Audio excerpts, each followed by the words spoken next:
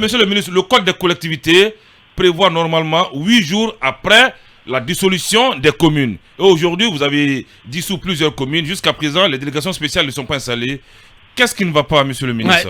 Plus globalement, qu'est-ce qui motive la dissolution à l'appel de ces conseils exécutifs communaux élus? Et est-ce que concrètement, vous avez documenté les reproches qui sont faits à ces élus locaux? Merci beaucoup. Et je pense que, vous savez, dans ce pays, depuis qu'on a commencé ces histoires de vérification des comptes des collectivités, ça passe, il y a plusieurs commentaires qui viennent, tout le monde devient expert de tout, même sans en avoir la maîtrise. Ouais. Lors de l'immersion gouvernementale, lorsque j'étais arrivé à Kankan et à Labé, j'avais été interpellé par les exécutifs communaux de ces deux régions. J'ai rencontré l'ensemble des maires des communes urbaines et rurales de la région de Kankan. Ouais. Arrivé à Labé, c'était la même chose. Ils ont plaidé en faveur du dégel de leurs comptes. J'avais annoncé que les comptes des collectivités allaient être dégelés très bientôt, mais que c'est après vérification de leur gestion. Et j'ai bien précisé, parce que ce jour-là, il y avait des médias qui avaient sorti ma communication de son contexte, que le ministre aurait dit que des conseils vont être dissous. Lorsque vous prenez le code des collectivités révisé en date de 2017, l'article 100 du code des collectivités dit que les conseils communaux peuvent être dissous par décret du président de la République. Et il nous renvoie à l'article 80. L'article 80 est très clair. Le conseil d'une collectivité locale, après avoir fait objet de 3 suspensions pour faute grave, une dissolution peut être prononcée à son encontre par décret du président de la République sur proposition du ministre en charge de la décentralisation.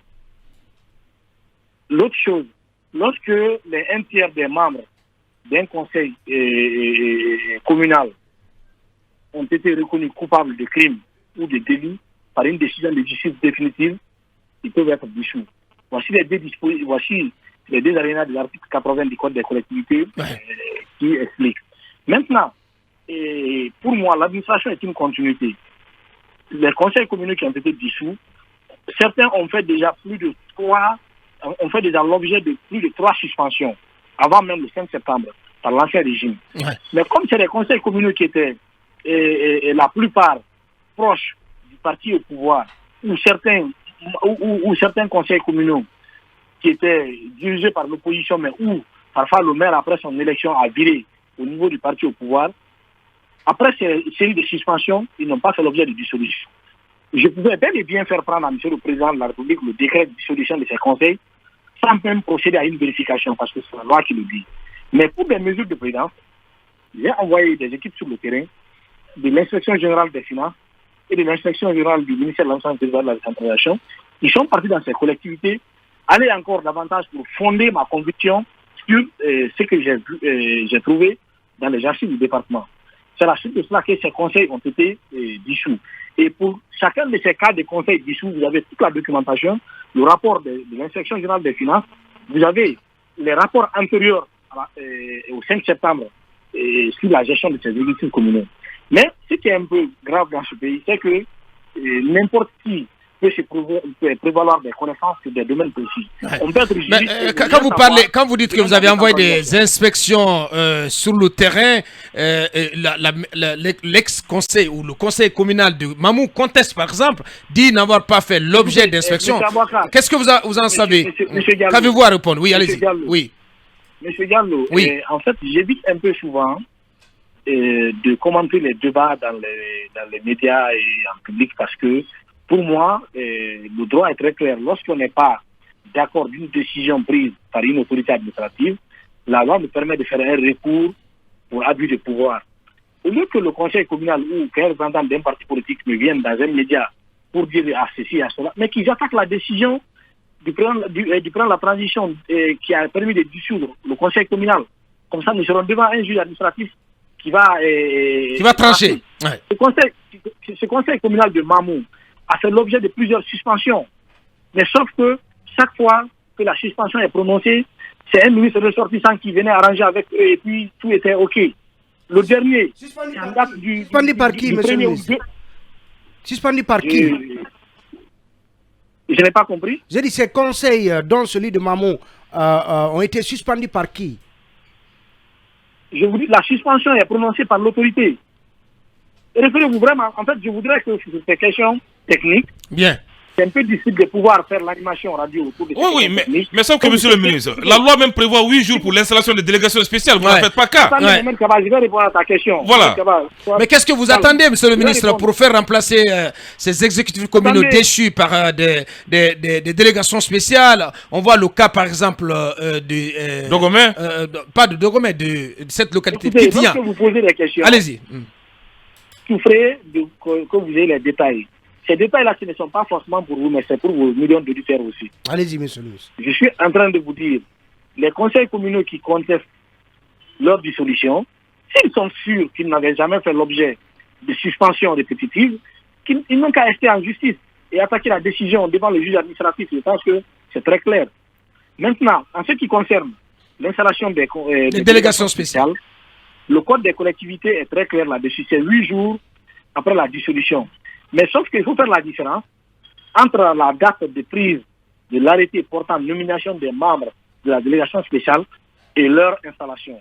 Le ministre de l'Organisation territoire et de la décentralisation que je suis, dans les décrets de dissolution, c'est toujours dit que nous avons la charge d'installer des délégations spéciales. Sauf que nous avons pris les actes de nomination des membres des délégations spéciales qui arrivent toujours dans les localités concernées et dans le temps, c'est-à-dire avant l'expiration des 8 jours. Maintenant, quant à l'installation de ces délégations spéciales, les autorités administratives, je veux dire les préfets de ces localités, ont un travail préalable à faire avec l'exécutif dissous parce que les dossiers vont être versés à la justice. Il faudrait que ce travail-là, ils puissent finaliser ce travail avant de procéder à l'installation de la nouvelle équipe. Donc, par endroit, ils sont installés. Donc, c'est ce processus qui est en cours. C'est ce processus-là qui est en cours.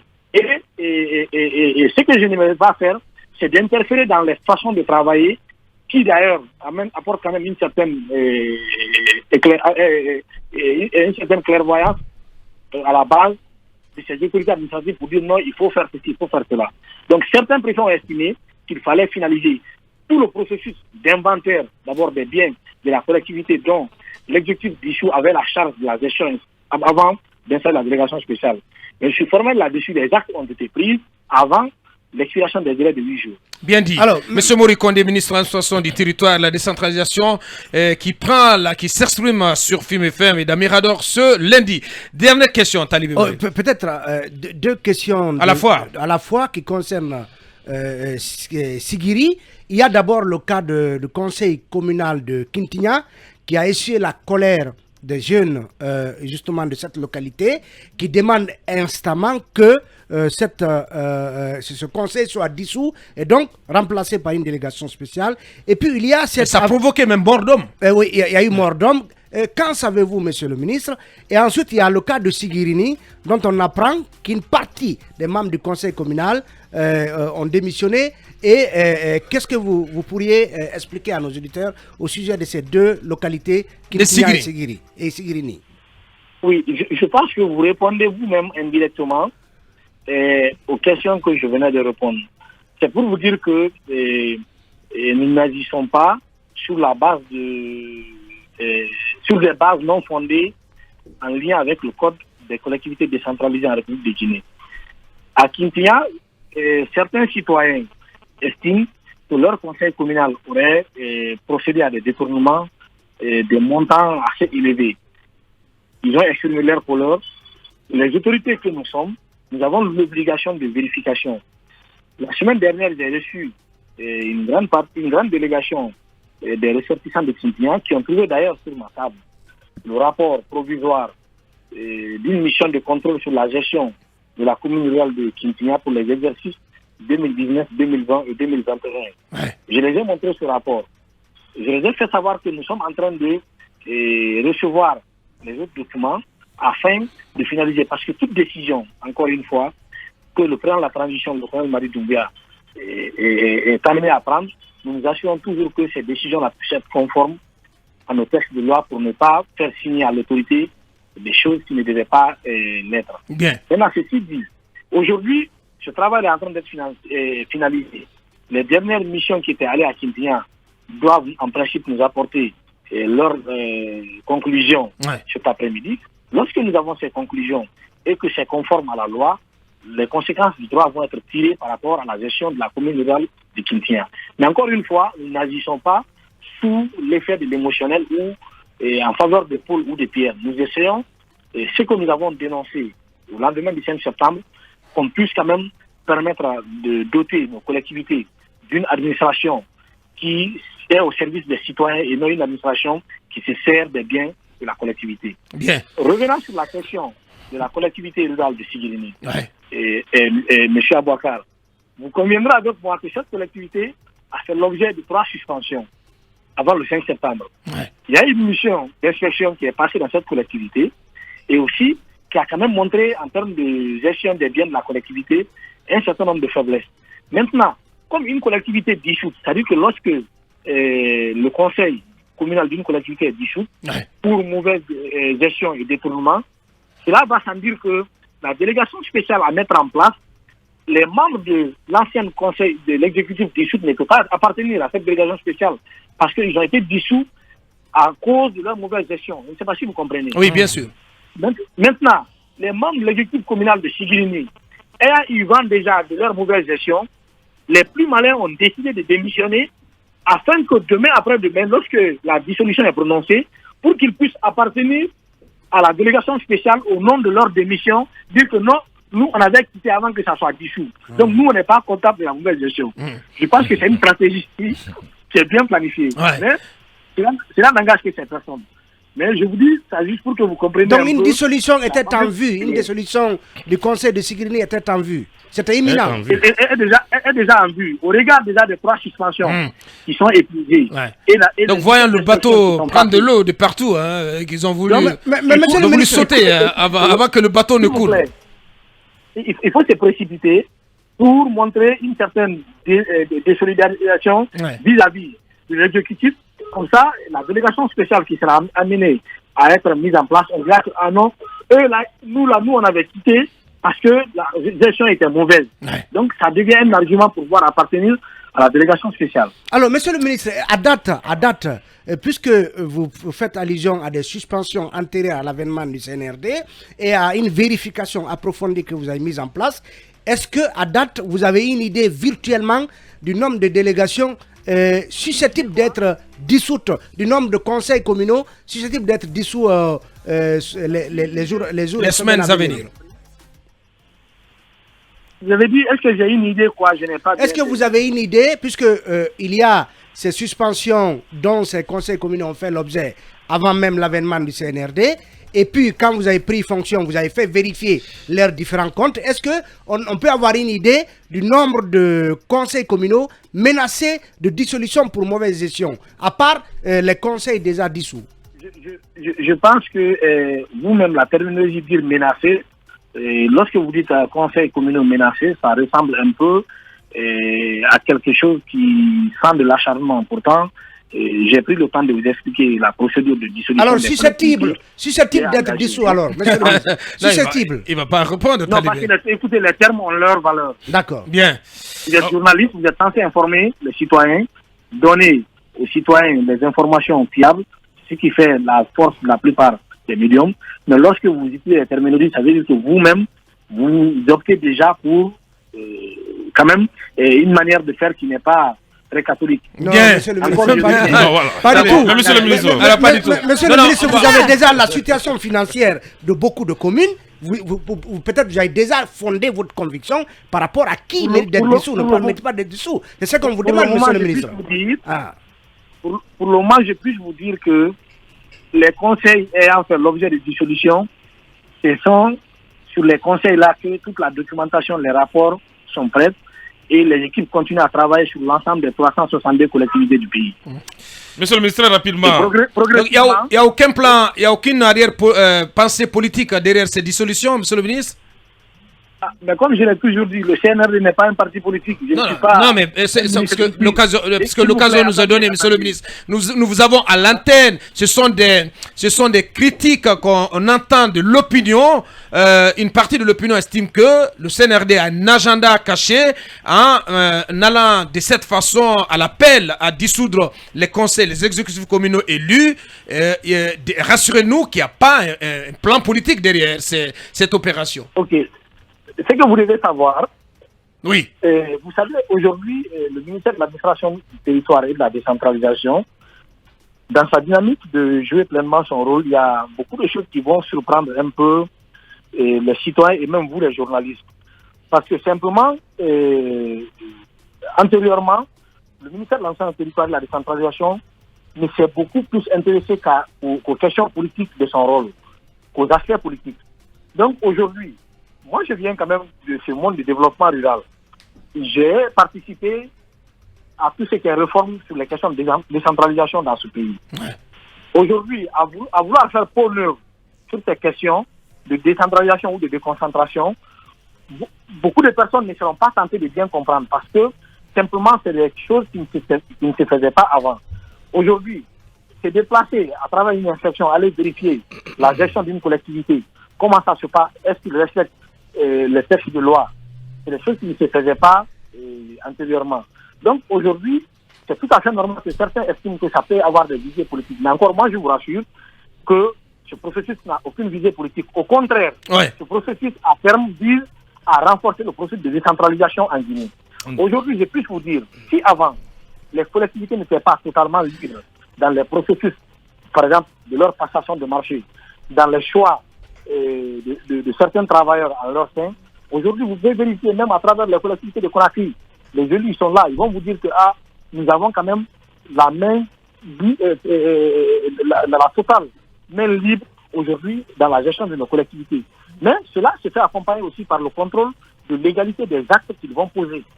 Mais si tu permets, au même moment, est-ce qu'il n'y a pas de visée politique derrière la tournée que vous avez déclenchée au siège dans les QG des partis politiques? Est-ce que l'objectif final, monsieur le ministre, ne cadrerait pas avec une des recommandations des assises nationales qui est la réduction du nombre de partis politiques? Est-ce qu'au final, l'objectif recherché par votre département, par les autorités de la transition, ne consisterait pas de cette façon, donc en faisant ces inspections, en organisant ces inspections dans les QG des partis politiques, au final à arriver à réduire, à supprimer certains partis politiques, donc à arriver à cette réduction du nombre des partis politiques en Guinée?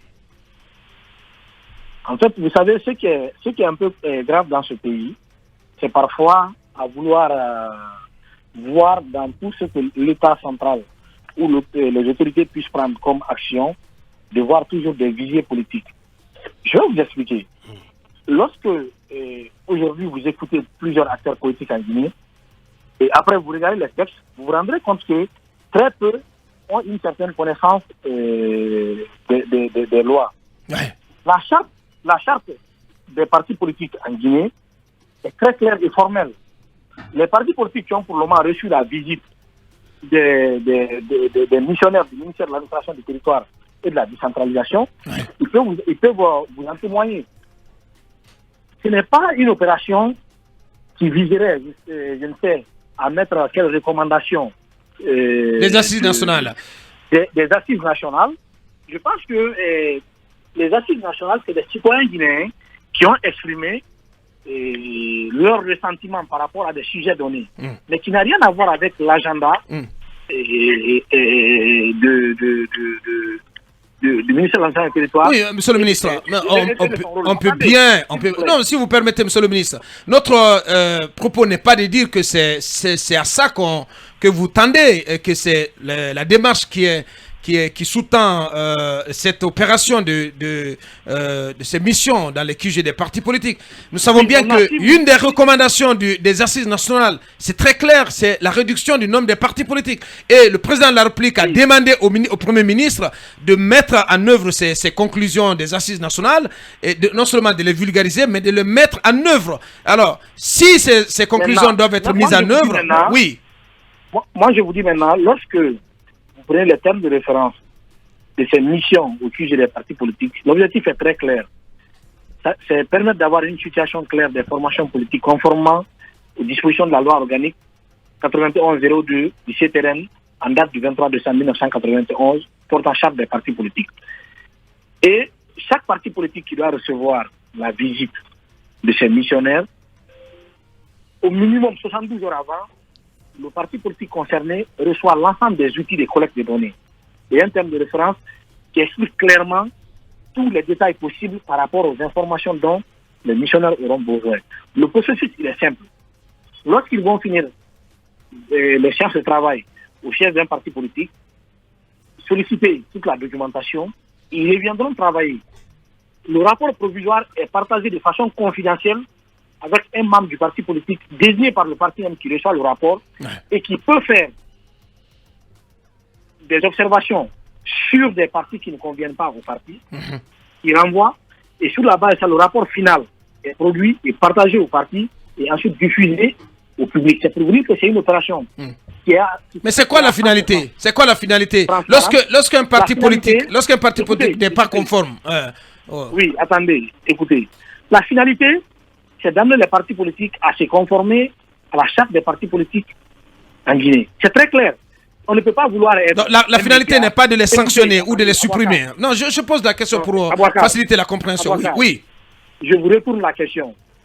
Si aujourd'hui, on procédait à une vérification de l'ensemble des médias de la Guinée, la finalité est de pousser ces médias à se conformer au texte de loi en vigueur en Guinée relative à l'exercice des médias dans la République de Guinée. Maintenant, si les médias qui ne sont pas en règle veulent continuer à exister, ils doivent se conformer à la loi. En fait, je pense que... Est-ce qu'il pourrait s'agir, par exemple, pour des médias qui ne sont pas... Non, monsieur, mais cette question, pardon, monsieur. D'accord, allez-y. Pourquoi vous voulez ici personnaliser le débat autour des questions des partis politiques? C'est le texte de loi que le législateur guinéen a bien voulu prendre sur les partis politiques, sur les médias, sur les véhicules, sur les motos, sur n'importe quel sujet. Maintenant, comment voulez-vous que nous soyons dans un état de droit si par là vous voulez que l'état de droit soit respecté et de l'autre côté vous voulez favoriser le non-respect de la loi? C'est très clair. Les partis politiques qui vont être visités, qui ne seront pas, dont leur existence, leur action n'est pas conforme à la charte des partis politiques, ils vont recevoir, si c'est un appui du ministère qu'ils doivent recevoir à travers la direction de l'administration électorale et des affaires politiques, ils recevront ces appuis. Si c'est d'autres choses en leur sein qu'eux-mêmes doivent améliorer, ils seront amenés à pouvoir améliorer cela pour continuer à exister. Est-ce que, monsieur le ministre, par exemple, un parti qui n'est pas donc en conformité pourrait voir son agrément suspendu le temps qu'il se mette en règle? Répondez-vous-même à cette question. Oh là là, non, monsieur le ministre, c'est vous qui êtes la voix autorisée, monsieur le ministre. Je pense que, écoutez, non, attendez, il y a certaines questions qui ne méritent pas d'être posées. Tu ne peux pas me poser la question, quand même. Un journaliste d'un média de la trempe de FIM FM me poser la question que quelqu'un qui ne respecte pas la loi, est-ce que la personne doit continuer à exister ou pas? Ça, c'est une question qui ne mérite pas d'être posée quand même. Donc, ça veut dire que celui qui n'est pas conforme n'existera pas. Et son existence cessera. Ce sera quoi? C'est ça qu'on veut savoir, monsieur le ministre. Écoutez, je pense que c'est très clair. Les partis politiques ont l'obligation de se conformer à la charte des partis politiques. Tout parti politique dont l'existence ou les actions ne sont pas conformes à la charte des partis politiques devra se conformer si elle voudrait continuer à... Mais entre-temps, ce parti politique verra son agrément suspendu ou pas? Ou retiré? Attendez. Mais attends, est-ce que ça c'est... En fait, je pense que ça va pas... Oui, mais dites-le, monsieur le ministre, c'est vous qui êtes là, c'est vous qui êtes à l'antenne, c'est vous qui êtes la voix autorisée. Dites-nous clairement, on a juste besoin d'une phrase de la part du ministre Morikone, le ministre de l'administration du territoire. Oui, si un parti politique n'est pas conforme, en fait, si l'existence d'un parti politique n'est pas conforme à la loi, donc à la charte des partis politiques, ce parti politique devra être suspendu momentanément. Je vous ai dit, je reviens là-dessus. Lorsque les missionnaires vont finaliser les travaux avec les partis politiques, chaque parti recevra un rapport le concernant. Sur la base de ce rapport, ils seront amenés à travers un courrier également du département pour leur demander à se conformer les points de manquement qui seront constatés et avec un deadline. Passer ce deadline, un moratoire. Ça va pas sans dire que le parti, ce moratoire afin de se conformer aux dispositions de la charte des partis politiques, passer ce moratoire, le parti se verra purement et simplement suspendu de ses activités. Bien dit. Jusqu'à la retraite. Voilà, bien dit. Monsieur le ministre, par rapport au conseil communal, moi, il y a quand même une question que je voudrais vous poser. Il nous reste 8 minutes avec le ministre. Oui, lorsque la dissolution de certains conseils communaux a été décidée, certains ont rappelé que normalement, le mandat de ces communes va échoir en février 2023 et que normalement il doit y avoir des élections communales. Qu'est-ce que vous répondez à ceux qui estiment que une fois ces mandats échus, quelle est la réponse? Est-ce que c'est des élections ou bien c'est une prolongation de leur mandat? Écoutez, je vous ai toujours dit, je ne réponds pas. Je réponds pas à des questions lorsque je ne suis pas interpellé là-dessus. C'est un commentaire d'un citoyen. Oui, c'est des auditeurs qui nous adressent des questions qu'on relaie à monsieur le ministre. Bien. Sauf que pour le moment, nous sommes avec des conseils communaux dont les mandats courent encore. Donc, oui, mais dont les mandats vont échoir au mois de février 2023, monsieur le ministre. Attendons au mois de février, on va revenir à l'antenne pour poser les questions. Oh, mais d'ici là, on aimerait savoir quel est le plan qui est celui du ministère de l'administration du territoire par rapport au renouvellement du mandat de ces exécutifs communaux. Aura-t-il des élections communales, des élections locales en février 2023 ou pas? C'est ce que je suis en train de vous dire. Pour le moment, nous sommes sur les processus de vérification des comptes des gestions des collectivités locales. Bien. Leur mandat devant arriver à terme, lorsque leur mandat arriveront à terme, nous allons discuter en fonction du contexte du moment par rapport à une prolongation ou pas de leur mandat ou à l'organisation d'une élection. Pour le moment, le gouvernement de la transition a présenté un agenda de la transition. Un chronogramme. Un agenda de la transition qui est très clair, dans lequel nous avons subordonné l'organisation de toutes les élections au processus de recensement administratif à vocation d'état civil. Donc, c'est cet agenda-là que nous sommes en train de dérouler. Aujourd'hui, si les mandats des exécutifs communaux arrivaient avant ce processus, les dispositions du contexte et du moment s'imposeront à tout le monde. Bien, monsieur Mori Kondé, ministre de l'administration du territoire, encore 4 minutes en sa compagnie. Voilà, moi je voudrais... Les deux dernières questions avec Mohamed Kaba et Akoumba Diallo. Monsieur le ministre, je voudrais venir un peu en arrière. C'est vrai, nous ne sommes pas des experts en décentralisation. Vous avez dit tantôt en filigrane que les méthodes des forces de défense ont évolué, la gendarmerie et la police. Pourquoi aujourd'hui certains cadres, membres du FNDC sont persécutés? Pourquoi ne pas les envoyer directement une convocation au lieu de les traquer, entre guillemets, comme des animaux? Mohamed Kaba, je pense que sauf mauvaise foi de ta part. Non, mais comment ça? Non, je ne suis pas de mauvaise foi, monsieur le ministre. Non, mais c'est connu de tous que ces jeunes sont traqués. Pourquoi ne pas les adresser des convocations comme il dit que les méthodes ont changé?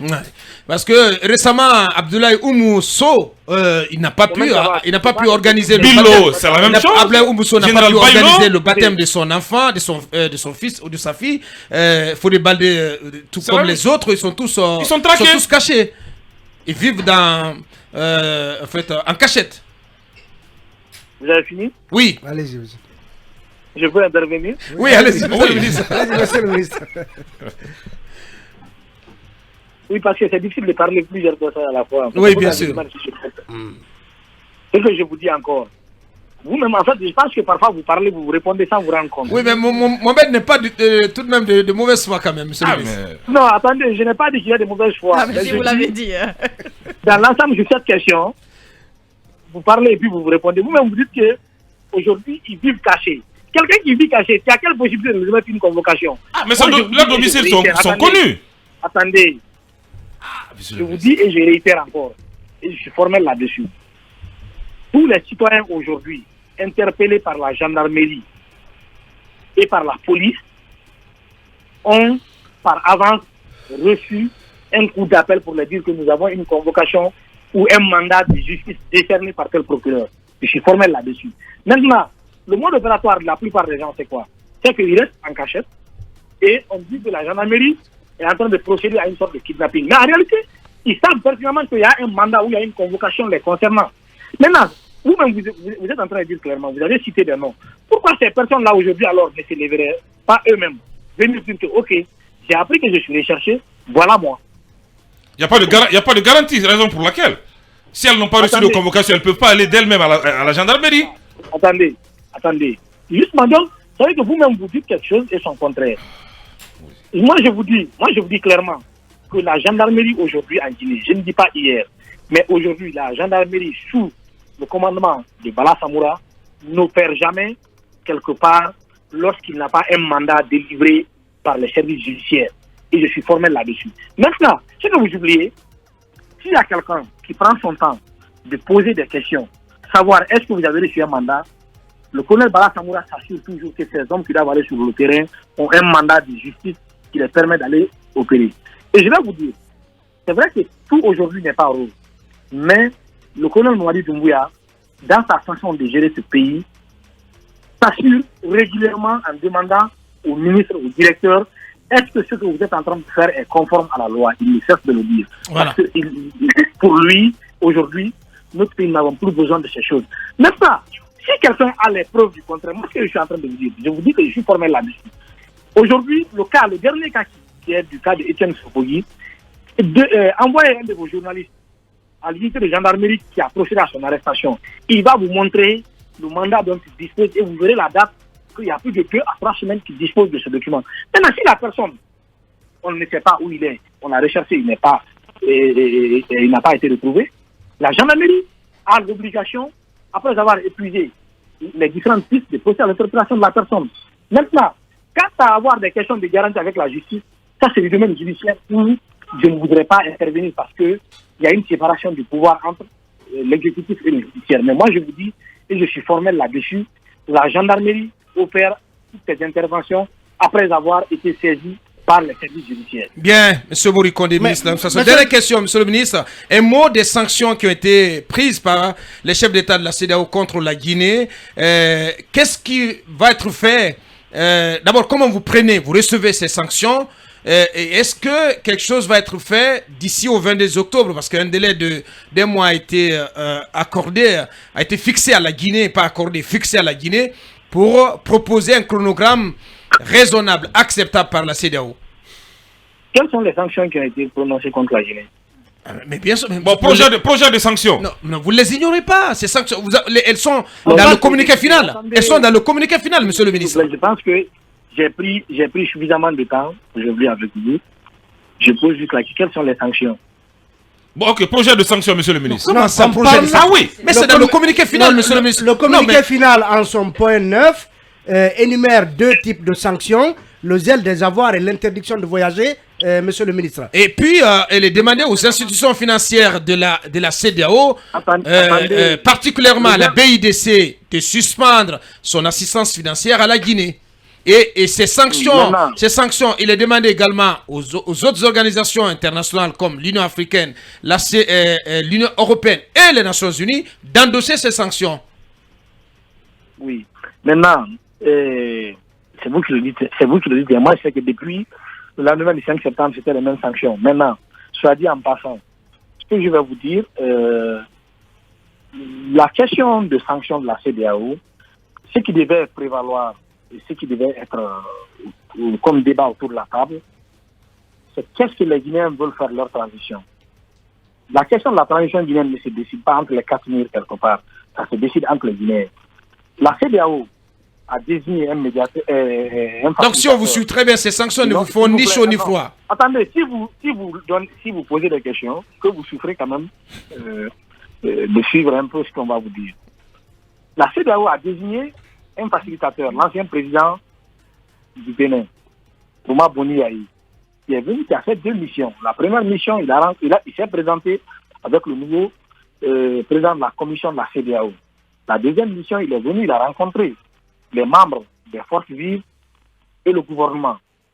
Il a dressé un rapport qu'il a envoyé à la conférence des chefs d'État. Maintenant, avant même que, avant l'analyse même du rapport de ce facilitateur, on parle de sanctions. Je pense que ce qui doit prévaloir aujourd'hui, c'est de discuter avec la Guinée sur sa transition. Comment? Parce que la transition en Guinée n'est pas la même que la transition au Mali, au Tchad, ainsi de suite. Chaque pays a sa spécificité. On ne peut pas vouloir prescrire des ordonnances pour un malade avant même de l'avoir écouté, posé le vrai diagnostic. Tant qu'on ne le fera pas, nous allons continuer avec les séries de réunions de la CEDEAO, de discussions, de sanctions, mais qui ne sera ni en faveur de la CEDEAO, ni en faveur de la transition guinéenne, et ça sera au détriment plutôt des populations de la CEDEAO. Aujourd'hui, nous avons beaucoup plus besoin d'un CEDEAO, d'une CEDEAO à l'écoute de nos différents pays pour comprendre ce qui se passe dans nos pays et ce que nous voulons. Quand on se focalise sur la question liée à une durée de transition de 24 mois ou de 36 mois, je pense que ce n'est pas vouloir ou ne pas être de bonne foi qu'on pourrait. Ils sont venus nous rencontrer. On a dit clairement à la CEDEAO, nous ne sommes pas focus sur une question de délai. Nous avons présenté un agenda de la transition pour permettre un retour à l'ordre constitutionnel. Ce que nous demandons, que la CEDEAO sort de la question de discussion de durée ou de sanctions, mais que la CEDEAO nous accompagne très rapidement à travers l'appui et la mobilisation des autres partenaires techniques et financiers pour mettre en œuvre cet agenda. Si cet agenda est conduit à moins d'une année, 6 mois, nous allons organiser toutes les élections et donner le pouvoir au gouvernement qui sera élu et se retirer. Si c'est ça en 2 ans, nous sommes disposés. Mais nous ne sommes pas focus sur une question de durée.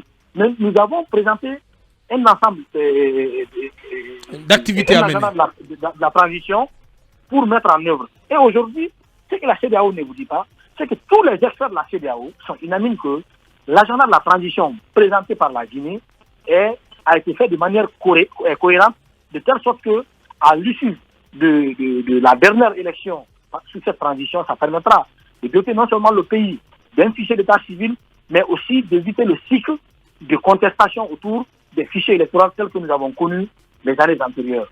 Mais sauf qu'on ne dit pas ça, mais on se focus toujours sur les questions de 24 mois. En 2010, Abouakar Diallo, on était tous là dans ce pays. Qu'est-ce qui s'est passé? Le gouvernement de la transition en 2010 a présenté un agenda de la transition. On a dit non, il faut plutôt aller sur la durée, il faut laisser le contenu. On a dit ok, on va se focaliser sur une durée d'1 an. Conséquence, les gars ont conduit le processus électoral. Ils ont organisé le premier tour des élections présidentielles.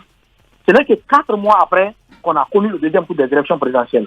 Pour tous ces experts électoraux qui me suivent, je pense que c'est une première dans le monde entier qu'on ait connu dans un pays 4 mois entre 2 tours des élections. Simplement parce que c'est l'émotionnel qui a prévalu dans la planification de la transition en Guinée en 2010. Mais ce n'est pas le technique. C'est ce qu'on a voulu éviter cette fois-ci. On a dit, bon écoutez, les techniciens, travaillez, proposez-nous quelque chose qui puisse permettre à notre pays, non seulement de sortir de cette transition et retourner à l'ordre constitutionnel, mais aussi doter le pays d'instruments qui peuvent résister au temps et à la tentation. À la tentation, bien sûr. C'est ce agenda-là que nous avons proposé aujourd'hui. Maintenant, nous demandons à la CEDEAO de nous proposer quelque chose. Mais comme la CEDEAO, il y a des experts, on a dit qu'on est ouvert à recevoir des experts de la CEDEAO pour prendre cet agenda dans son contenu, discuter, et tout. Mais jusqu'aujourd'hui, rien n'en est. Sauf qu'on préfère toujours faire courir le bruit autour des questions de durée. Encore une fois, le gouvernement guinéen n'est pas dans une logique de discussion autour d'une quelconque durée. Nous ne sommes pas focus sur une durée, mais nous avons présenté un agenda que nous voudrons l'accompagnement de la CEDEAO. Et je pense que Monsieur le Premier ministre, chef du gouvernement, Dr Bernard Goumou, a communiqué avec la CEDEAO dans ce sens, qui d'ailleurs ont promis apporter tout l'accompagnement nécessaire pour qu'on puisse arriver à retour à l'ordre constitutionnel normal dans notre pays. Voilà qui est dit. Il ne reste plus qu'à vous dire grand merci, Monsieur le ministre. Merci de votre disponibilité. Merci d'avoir répondu à nos questions ce matin. Merci beaucoup. Merci beaucoup. Et voilà, c'était cette longue interview en compagnie du ministre Mori Kodé, ministre de l'administration du territoire et de la décentralisation. On a largement déjà dépassé le temps qui nous est imparti pour cette seconde partie. On va marquer la pause, Diaouné, et puis on reviendra pour continuer cette émission, pour évoquer justement cette communication du Premier ministre Dr Bernard Goumou à la tribune des Nations Unies, en lien justement avec cette crise avec la CEDEAO. On évoquera également cette arrestation d'Étienne Soropogui. On revient dans quelques minutes.